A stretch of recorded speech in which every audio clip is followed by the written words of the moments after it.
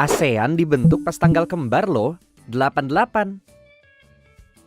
Pendirinya ada 5 negara: Indonesia, Malaysia, Filipina, Singapura, dan Thailand. Baru deh di tahun-tahun berikutnya 5 negara lain ikut gabung. Mulai dari Brunei Darussalam, terus Vietnam, disusul Laos dan Myanmar berbarengan, dan yang terakhir Kamboja. Kalau kita lihat letak astronomisnya, wilayah ASEAN terletak di 28 derajat lintang utara sampai 11 derajat lintang selatan dan 93 derajat bujur timur sampai 141 derajat bujur timur. Berarti kebanyakan negara ASEAN beriklim tropis. Hal ini membuat negara ASEAN kebanyakan negara agraris. Bisa dilihat dari mata pencaharian penduduknya dan komoditasnya. Kalau dari bentuk geografisnya, negara ASEAN punya 4 ciri-ciri. Pertama, compact. Bentuknya hampir lingkaran seperti Kamboja.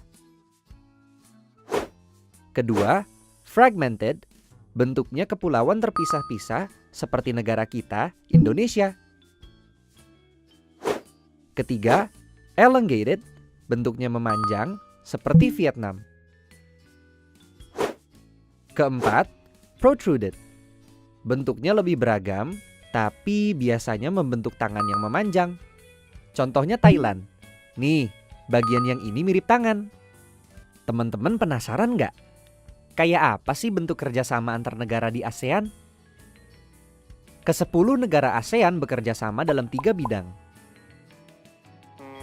Di bidang ekonomi, ada kegiatan ekspor-impor, pengiriman tenaga kerja, dan mendirikan pabrik untuk proyek industri bersama.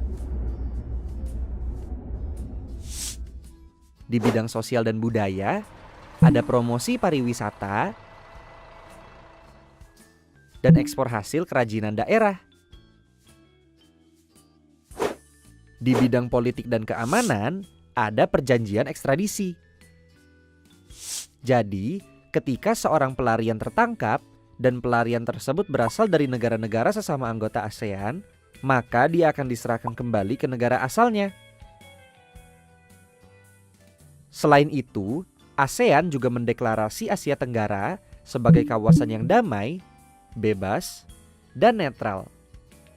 Asia Tenggara juga disepakati sebagai kawasan yang bebas senjata nuklir. Ternyata banyak ya kerjasama yang bisa dilakukan antar negara. Tentu semua itu bisa terjadi karena tiap negara saling menghormati dan menghargai.